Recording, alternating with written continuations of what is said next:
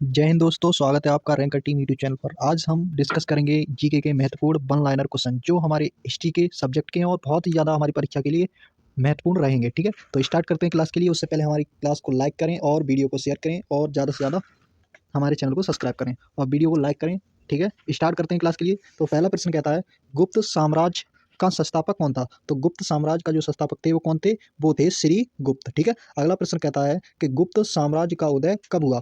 तो गुप्त साम्राज्य का जो उदय हुआ था तो वो तीसरी शताब्दी में गुप्त साम्राज्य का उदय हुआ था। ठीक है, आगे चलते हैं। आगे अगला प्रश्न कहता है, गुप्त साम्राज्य की स्थापना कब हुई थी?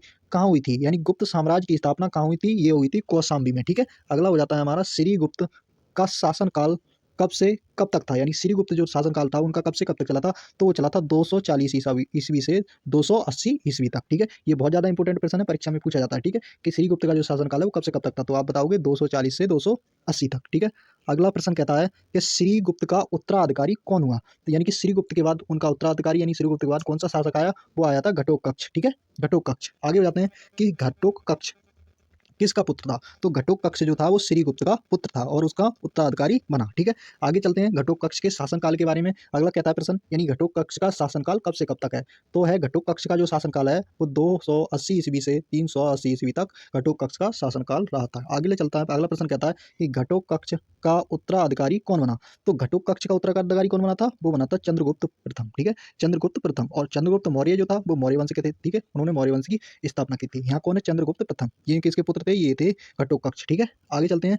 चंद्रगुप्त चंद्रगुप्त प्रथम ने किससे शादी की थी? यानी कुमार देवी से चंद्रगुप्त प्रथम ने शादी की थी। ठीक है, अगला प्रश्न कहता है हमारा कि कुमार देवी कहाँ की राजकुमारी थी? तो वो लिच्छवी गणराज्य की राजकुमारी थी कुमार देवी। ठीक है, जिससे किसकी शादी हुई थी? जिसकी चंद्रगुप्त प्रथम की शादी हुई थी। ठीक है, अगला प्रश्न कहता है, चंद्रगुप्त प्रथम किसकी उपाधि धारण की थी? यानी किसकी उपाधि धारण की थी? तो महाराजा अधिराज की जो उपाधि धारण की थी वो किसने धारण की थी? वो की थी चंद्रगुप्त प्रथम ने। ठीक है, बहुत ज़्यादा इंपॉर्टेंट पूछा जाता है प्रश्न के महाराजा अधिराज की जो उपाधि थी वो किसने धारण की है? वो की है चंद्रगुप्त प्रथम ने। ठीक है, गुप्त सात संवत की शुरुआत किसने की थी? सही है, यानी गुप्त संवत की शुरुआत है वो किसने की थी? वो की थी चंद्रगुप्त प्रथम ने। बहुत ज़्यादा इंपॉर्टेंट प्रश्न पूछा जाता है परीक्षा में। चंद्रगुप्त प्रथम का उत्तराधिकारी कौन बना? तो चंद्रगुप्त प्रथम का उत्तराधिकारी बना समुद्रगुप्त। इसे क्या कहा जाता है? इसे हो जाता है भारत का नेपोलियन। तो भारत का नेपोलियन किसे कहा जाता है?